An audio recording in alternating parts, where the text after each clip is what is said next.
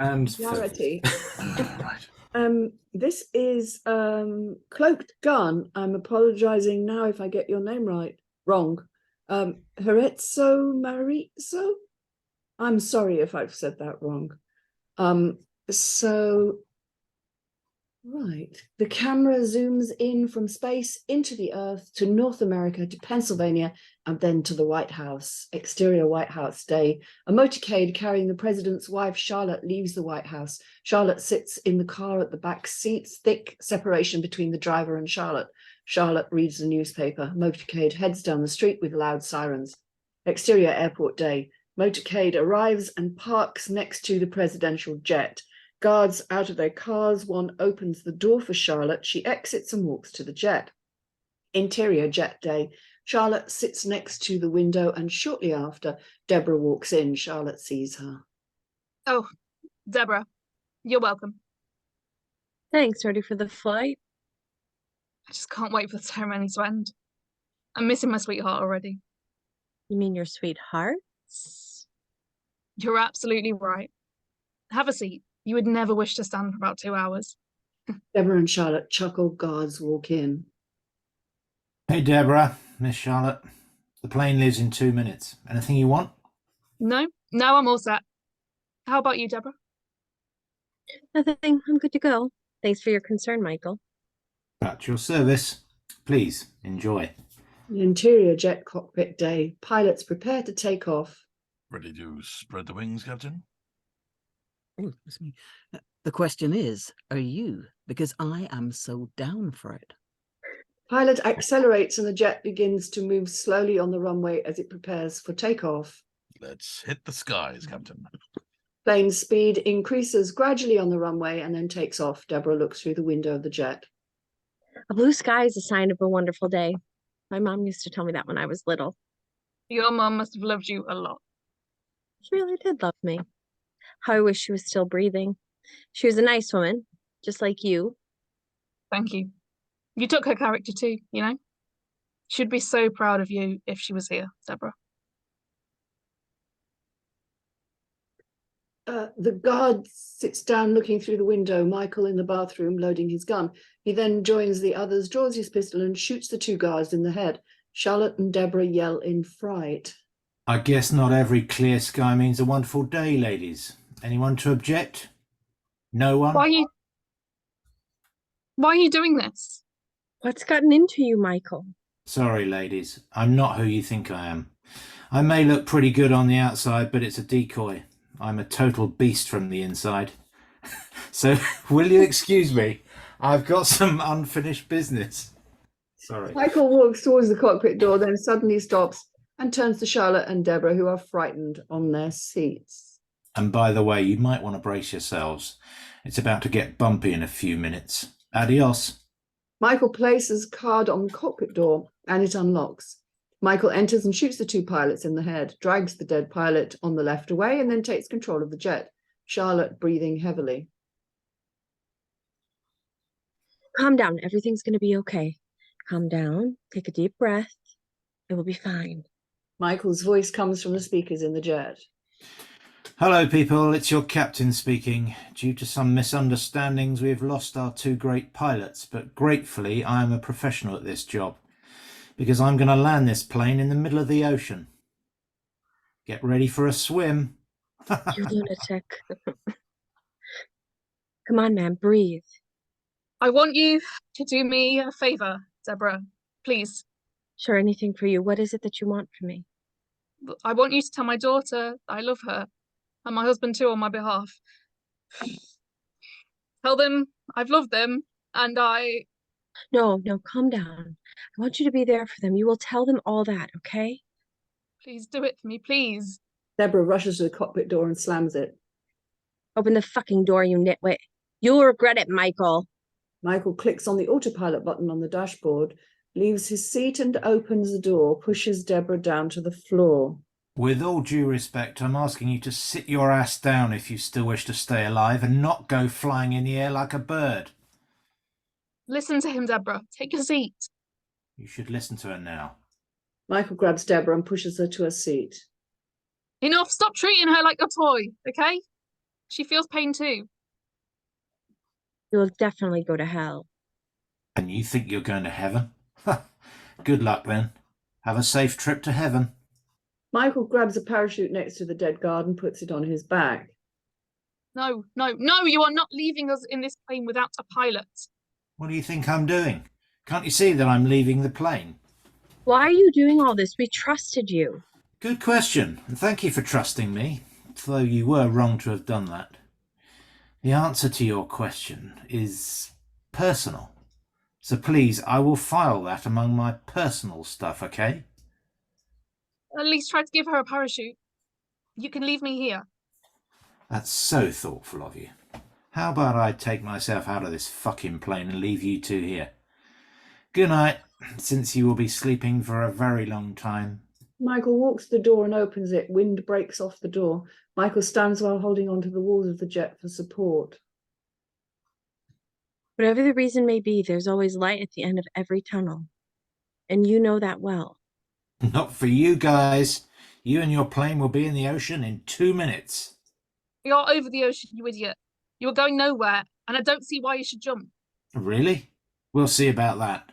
Michael jumps off the jet, leaving Charlotte and Deborah inside. Like a bitch. Jet's fuel is done and it dives into the ocean. Deborah hits her head on the roof and then falls back to the floor of the plane. Deborah.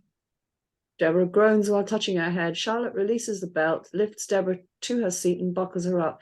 Charlotte returns to her seat and buckles up. My head. Whatever happens, please tell them. Sorry, I'm making notes. Plane hits the ocean waters and water splashes. The plane sinks to the bottom of the ocean. Charlotte and Deborah unbuckle their belts, swim, searching for life jackets. Deborah sees them on the roof and swims towards them, gets one and wears it, swims to Charlotte to take her one. Charlotte chokes and suffocates. Deborah puts on her jacket and drags her out of the plane to the surface of the water. Deborah inhales deeply and coughs continuously. Charlotte is floating on the water's surface. Wake up, Charlotte, wake up. Somebody help! Interior Flight Control Tower Day. Flight controller sits on his computer monitoring the air traffic. The presidential jet sign disappears off the screen. No, something's wrong. What is it? I just lost signal from the presidential jet. Quick, pass me the phone. He receives phone, dials and calls the Marine. Emergency. I need the rescue team on the coordinates 412412.2N right now. I repeat, 412412.2N. We've lost the presidential jet.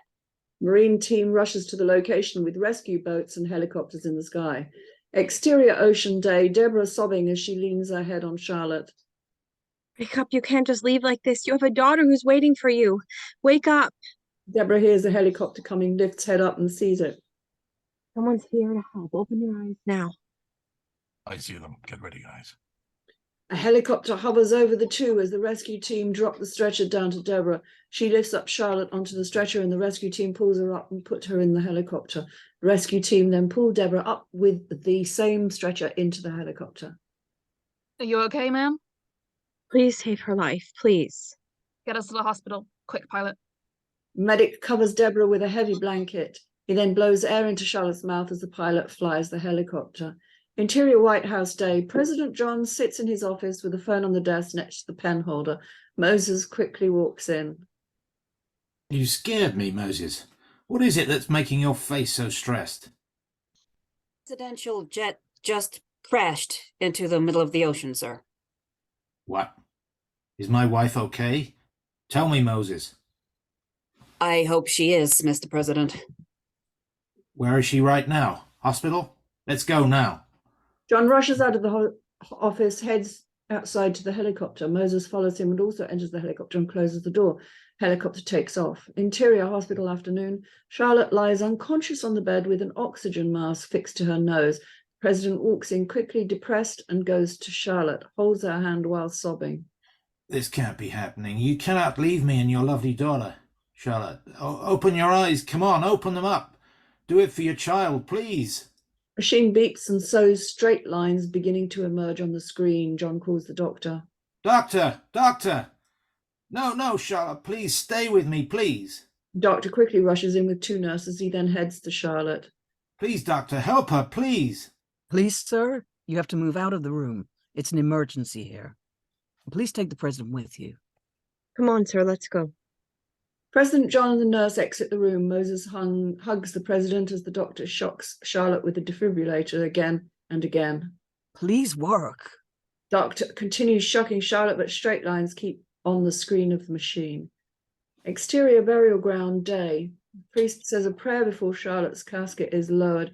President stands next to Deborah, who carries Angel. Moses stands next to Deborah and the other friends in black suits. May her soul rest in eternal peace. Amen. Charlotte's casket is lowered into the ground as the military shoot guns in the air. Screen turns black. The president appears. Interior International Airport Day. James stands on the escalator as it slides down. He exits it and walks out through the exit door. A crowd of people with paper charts with names on their hands are waiting outside. Michael sees James and waves at him. James sees him, lifts his bag and walks straight to him. Finally! Phew! Come on, let me help you with that. You made it. Welcome to the United States of America, James. Looks amazing. Can we find some place to go get some nosh? Sorry, I mean food. I'm kind of used to this British way. If food you say, then that's no big deal. We've got a ton of restaurants here in the States. Come on. I could really do with some refreshment right now. Michael stops the taxi and the 2 gets in. Interior taxi day. Takes us to Tequila Mockingbird, please. And that's the end of our sample of the script. I'm just rolling back through now. Who would like to start? I can. This one. Yeah. Is that all right? go for Yeah. it, Emma. Yeah. Okay. Well, I think as we were talking about before, we imagine that the writer isn't using English as a first language. So, I mean, I think first of all, I'd like to say hats off, because I'm learning lots of languages and I don't think I could write a script in any of them. So, you know, I'm impressed at this work. Having said that, I think it might be a really good idea to perhaps run it past somebody who is more practiced at English and just get it sounding more like English as it's spoken, perhaps, because some of the turns of phrase are unusual for us, and so I think it might be good just to soften those a little bit. We're guessing it's America because there's a president and a motorcade and the White House and things like that. I like the beginning, the way that it starts in space and then whooshes down. That's quite fun. And you know, I don't know when, though, whether it's set in the future or not. So I wonder whether it'd be quite good to give us a sense of when that's happening.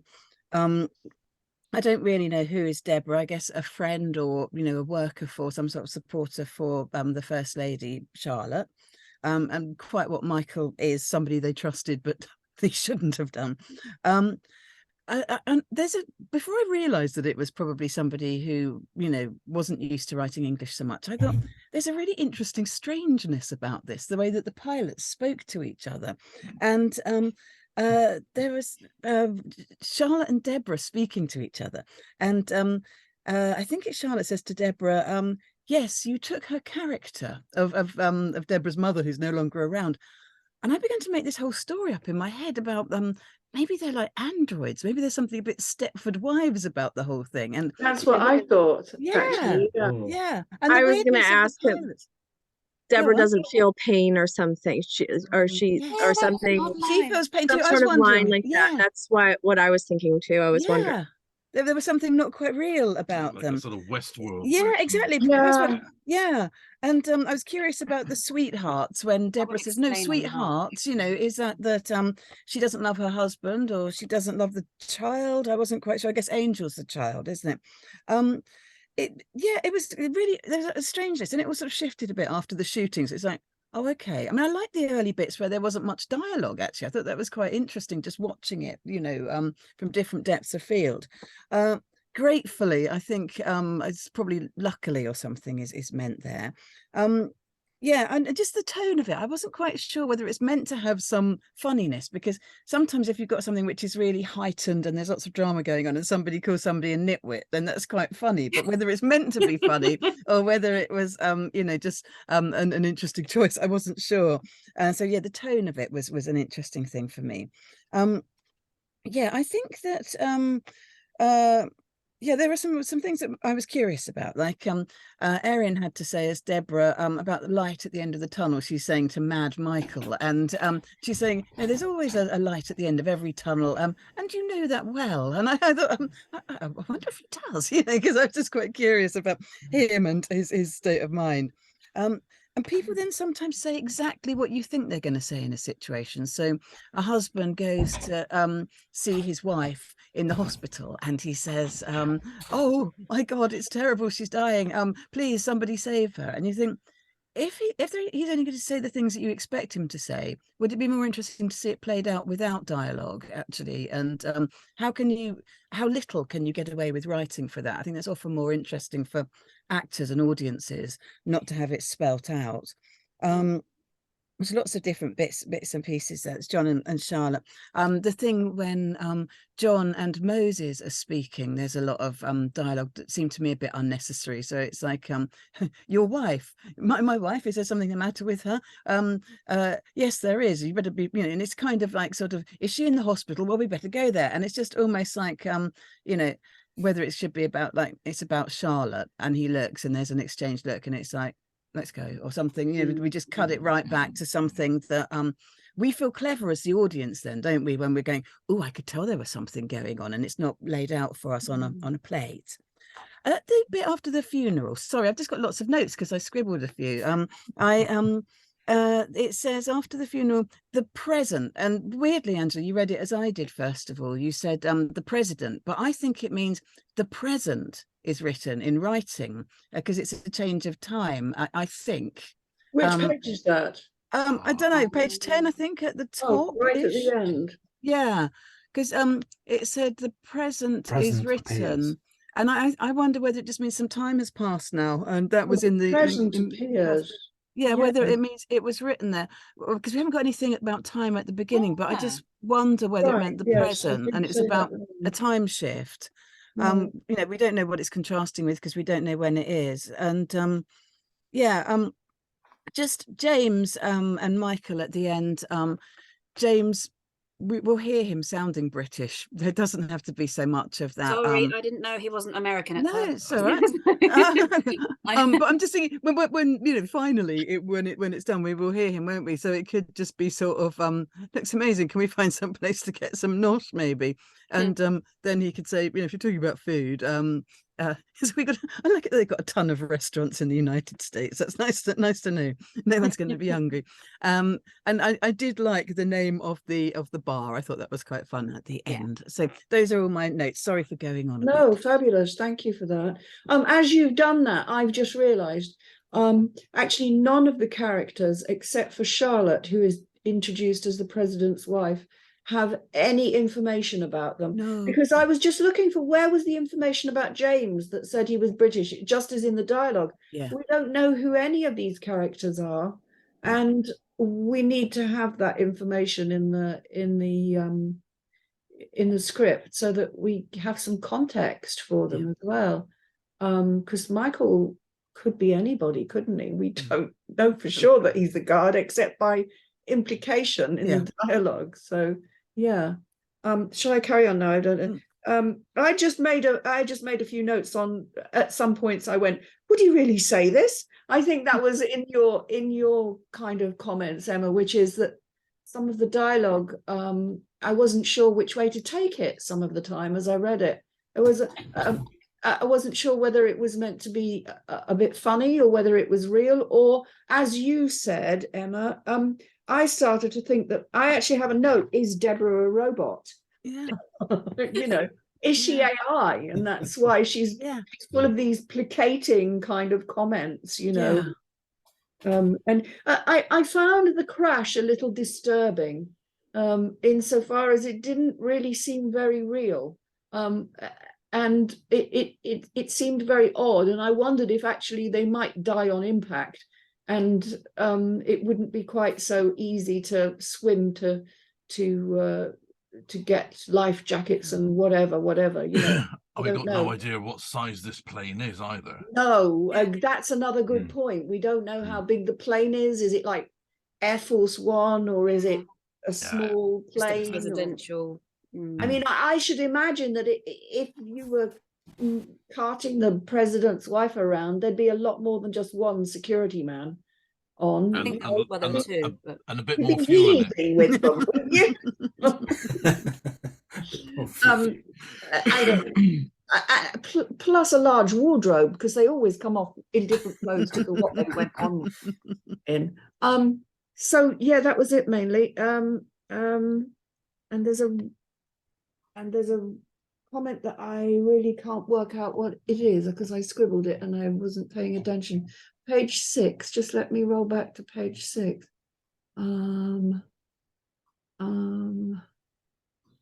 Oh, it just with regard to the crash. Yes, just with regard to the crash. It was just about the, opening the door and the door breaks off and he stands there holding on. Yeah, I mean, at that point when it's really difficult to open a door when it's in flight and it's pressurized, it's almost impossible in actual fact. Yeah, and then everything gets sucked so out. you might want to think of another way of opening that door, like an explosion or something. And yeah, and when the door does disappear, you disappear with it. There's kind of no holding on. You're gone. Yeah, that's all my notes at the moment.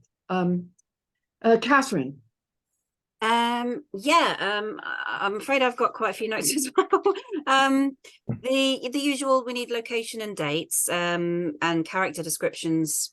We need context so we know how to take it and how to read it and what's happening in the scenes. Until I didn't think of the whole robot thing, but that might actually answer a lot of my questions, because I thought it was very unnatural and a bit odd and a bit hard to follow. The two ladies, I thought they hated each other at the beginning. They sounded really sarcastic, like they really didn't like each other. It was very bitey and full stops and stuff like that. But if they are robots, then perhaps that works. I thought it was just somebody that was writing that didn't perhaps have English as their first language, so it was a bit broken English perhaps, or just written in the wrong sense. But that was quite confusing. The whole nitwit thing was very. They seem quite placid about what's happening. They don't seem very scared or stressed. I don't think there's many explanation marks. They just kind of go, all right, yeah, okay, right. So I'm not sure if it's supposed to be a comedy, perhaps. Maybe I was misreading it. Or they are AI robots or something. It needs I think it'd be a good idea to have a proofread of somebody that has, if it is a language thing, then get somebody that has the language you're writing in as their natural tongue to read it over. You've got a couple of spelling mistakes, like Charlotte Chocks. There was an odd thing, I think I noted it down, that there was a typo, I think, where the something, what was it? Bear with me one moment, sorry. Apparently the jet fuel dives into the ocean on its own, which I found impressive but a bit odd. I think they meant the plane, but they seem to go to the bottom of the ocean incredibly quickly and still have some air to breathe for a little while. The backpacks went to the ceiling, and Charlotte drowns. She doesn't suffocate, she drowns. And I think with drowning, she's not going to be able to be resuscitated at all to any level. By the time they found her, she would have died, unfortunately. So that was a bit odd that they were still having her on life support, which I don't think they'd even bother. They would have announced her dead at the scene, I think. The presidential bit, I think they would have had more security. They probably would have had some form of computer telling the people watching them that there have been shots fired. So they would have been aware of something happening beforehand, I think. Depending on when it's set, obviously. But it was very difficult to follow. definitely, as everybody else has said, needs some character descriptions and some context. I liked the visuals, but I think they need to research a little bit beforehand. For things that are very technical, they would have all been sucked out of the plane. They would have been shouting at each other. They seem very placid for this thing going on. And they're in mid-flight. They should be bracing. They're going to die, and they don't seem that bothered. So I'd say I like the idea of it. It's a nice idea of the story, but it definitely needs a proofread and a rewrite with a lot of research, first of all. But well done if it is, as Emma said, if it is your second language, because Yeah, can I on that language thing? I didn't quite get that it might be someone with English as a second language. I actually read it as if this was somebody who was really so into it that they'd written it in a rush, and it had all kind of come out, and this is how it is. But there are also bits of dialogue, like on the bottom of page 2, Deborah smiles, has no dialogue. It says more, but she has no dialogue. Yeah, nothing happened. That threw me, and I thought maybe there's been a bit of editing in here, and it's just, I don't know. Doesn't Deborah have a H on the end as well, I think? Usually, it can be both, I think. Oh, okay. Yeah, I don't think there's any. Rachel. Yeah, I quite liked that the action came in quite quickly. That was nice. We like that. We know it works, so that's good. I don't know, although it was slightly jarring, I personally enjoyed the pilots' interactions with each other. They were a bit comedic. It reminded me a bit of like Thunderbirds and stuff. Which I liked. Airplane. Yeah. There was one line that quite threw me, which was the doctor going, "No, please work." And I was like, that's either a choice, and it can be comedic when using a defibrillator. Please work. Oh no, I don't know what I'm doing. Or it's he's a terribly very bad doctor. Yeah. That person should not be a doctor. I'm not sure where you're going with that, so as to whether it works or not, but it threw me a little bit.